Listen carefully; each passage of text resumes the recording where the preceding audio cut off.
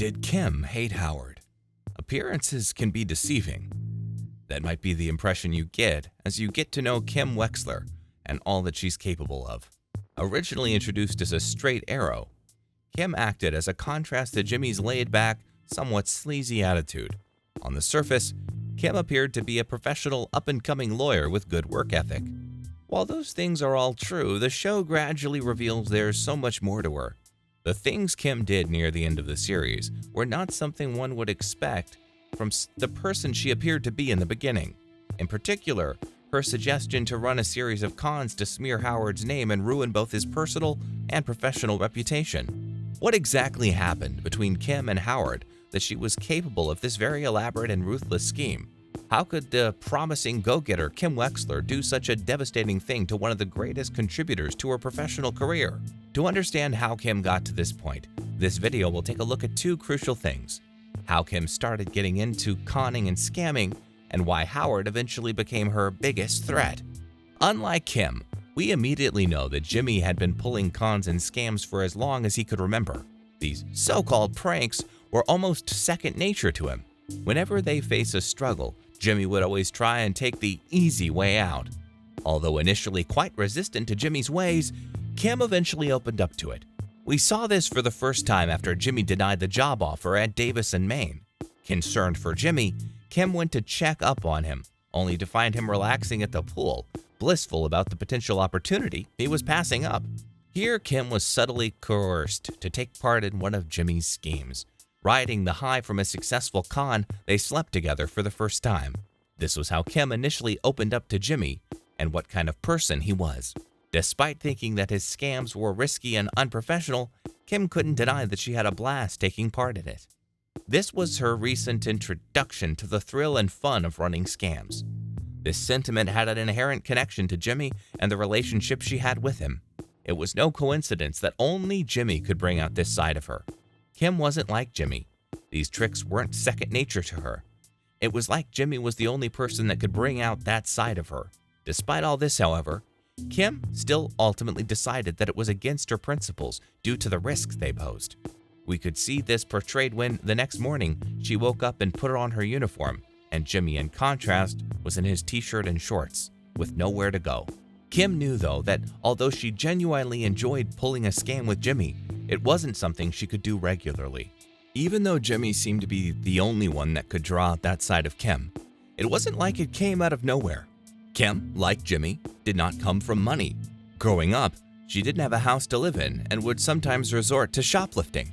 Kim's mom was not against this. In fact, she would assist her in getting her out of trouble when found out. Assuming this kind of thing happened regularly throughout her entire childhood, Kim's affinity towards conmanship started way before she met Jimmy. Furthermore, it became another layer of connection that she shared with him. Kim had been around it all her life. It was no wonder, then, that Kim might have felt a sense of comfort and familiarity being around Jimmy's antics. Kim's sentiment towards scams and cons would then lie dormant until after Chuck's death. Here, Kim was highly concerned that Jimmy seemed to be dealing with it with radical indifference. She did not understand what Jimmy was going through, but she knew that he was not okay. Kim understood that what Jimmy was doing was not a proper way to grieve. This was exemplified when Kim gave Jimmy the personal letter Chuck wrote to him.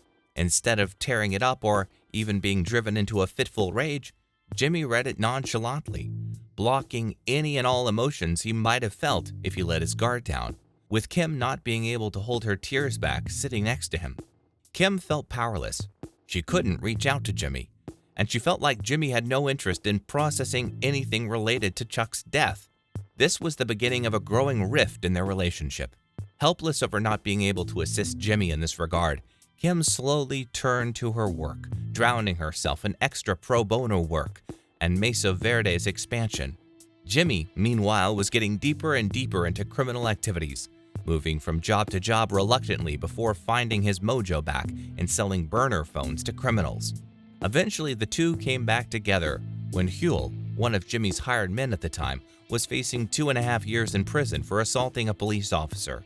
After Kim decided to help Jimmy with the case with an unorthodox method that involved tricking the court, Kim realized that she was able to reconnect with Jimmy this way. She told him she wanted to do more schemes with him. This became her way of reaching out to him. It gave her a way to genuinely connect with him, wishfully thinking that it might enable Jimmy to eventually address Chuck's death properly. Their series of scams eventually led to an attempt at fooling the court to get Jimmy's law license reinstated. After realizing that the court decided to not give him back his law license because Jimmy did not mention Chuck in his statement, the two concocted a plan so that Jimmy could get his license back in the appeal hearing. They were going to make a show of grief for Chuck. To this end, Kim suggested that Jimmy read the letter he got from Chuck. During the appeal hearing, Jimmy felt like reading the letter won't work, so he tossed it away and improvised a speech about how Chuck had impacted him as a person. The speech seemed very genuine, and Kim was very touched by it. Kim thought Jimmy could finally dig deep down into his emotions and acknowledge his complicated feelings towards his late brother. However, after successfully gaining the court's favor and having his law license reinstated, Jimmy revealed all of it to be nothing more than a performance, letting Kim know that even after all this time, he hadn't changed his stance on processing his feelings about what happened to Chuck. It was also important to note that Jimmy was not the sole reason Kim wanted to do these schemes. It was apparent from her earlier experiences that they were something she genuinely enjoyed doing. However, Jimmy was definitely a main driving factor. Their relationship was important to Kim. Jimmy was important to Kim. After having drifted apart for a while, Kim felt like it was the right thing to do to reignite the sparks in their relationship and to move forward from Chuck's tragic death. Now that Kim's reasoning for conning and scamming are well elaborated and understood, we need to understand why it was all ultimately directed at Howard. Kim and Howard's relationship was a little complicated. Kim did not want to owe Howard anything. As a person, Kim wanted to be independent. At the same time, Kim couldn't ignore the fact that Howard had contributed greatly to who she was as a person. HHM not only gave her a job, they also put her through law school. Throughout the series, Kim was always acutely aware of this, as she tried to give back to HHM in any way she could. However, this did not mean that her desire to be independent and her need for agency was just to be tossed aside. This dynamic was clearly seen when Kim quit HHM to start her own practice. Howard was proud and wanted to pardon her student debt. Kim, while originally thankful, immediately became irritated the moment Howard tried to gloat over the fact that Kim was a product of HHM. At this time, Howard was still mad at Kim because he saw her as conspiring with Jimmy to expose Chuck's mental instability in public, leading to his eventual job loss and suicide, impairing HHM's public image in the process. This dynamic built up and eventually culminated in Howard's intervention. After having offered Jimmy a job at HHM, Howard started to get harassed by Jimmy. His car got trashed with bowling balls, and random prostitutes were hired to his business lunch in order to tarnish his name.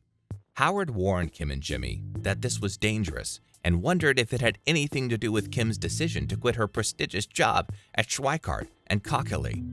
When Kim responded that Howard simply didn't understand him, Howard told Kim that Chuck was the one that truly understood Jimmy. To Kim, this was the straw that broke the camel's back. From Kim's perspective, this intervention was highly insulting because it did several things. First, it undermined her agency and independence, two things that we know were very important to Kim's character. It made her seem like a passive force, merely being controlled by Jimmy and his whims. Second, Howard insulted both of their character. This made Kim feel like he simply never understood Jimmy and herself, having come from a wealthy background. Kim felt like Howard could not understand the life that Jimmy, and by extension herself, went through in order to turn out the way he was now. It made her feel like she was looked down upon, and that he had no idea how lucky he was to be in his position. Third, Howard brought Chuck into the conversation. This triggered Kim, making her feel like both Howard and Chuck never did Jimmy justice. She lumped them together as the cause that Jimmy was now emotionally numb. Being a person of high intellect, Kim knew deep down that it was more complicated than that, but Howard touched a nerve, one that led to Kim making a fateful decision. Having said that, it is of importance to understand that Kim's decision to destroy Howard's life and reputation did not really stem from a personal hate toward Howard. Kim downplayed the seriousness of her schemes by telling herself and her partner Jimmy that Howard would simply bounce back given the amount of privilege he naturally had. The scheme against Howard had more to do with Jimmy than it had to do with Howard himself. Only after Howard died did Kim finally realize this. That was the reason behind her telling Jimmy that when they were together they could bring out the worst from each other.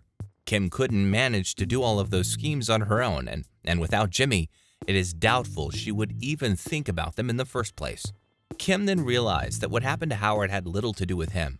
It was an immediate consequence of her personal relationship with Jimmy and the struggle she went through in order to fix that. Witnessing firsthand the consequences of their actions, Kim finally told Jimmy that it was best for them to go on their separate ways. Kim did not hate Howard. Her futile attempts at making Jimmy better ended up making both of them worse as a result. Howard, while definitely took part in their problems, was for the most part caught in the crossfire, dying as an unfortunate incident between two dysfunctional people with poor understanding of their own emotions.